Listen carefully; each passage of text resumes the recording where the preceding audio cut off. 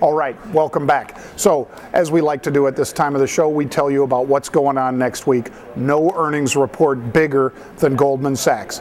Goldman Sachs symbol GS. I believe they'll throw the kitchen sink at this one, folks. Tuesday morning, before the market opens, Goldman reports. Street looking for a loss of $3. I think it could be $5. I know the high end of the curve really is a loss of $4, but I think they'll front end load everything for next year that they possibly can into this report, because as Guy Adami, our own Guy Adami from Option Monster, as he has said repeatedly on the show, much of the money that Goldman's going to be paying out is not going in cash. It will be going into bonuses paid in stock.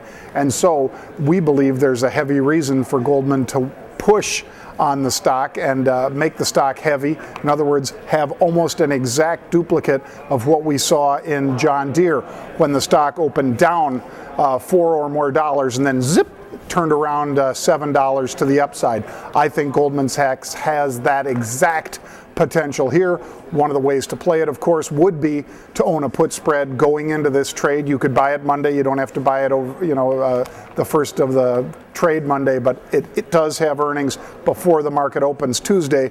So if you were in a put spread, for instance, the 70-65 put spread, that's going to give me the comfort to then step in if there's a really bad number that causes Goldman to drop dramatically in the pre-market. It's going to give me an opportunity to step in and buy Goldman, buy thousands of shares of the stock against my put spreads, and then perhaps get the exact same movement that we got out of John Deere when it turns around and does that V to the upside. I think that's a possibility.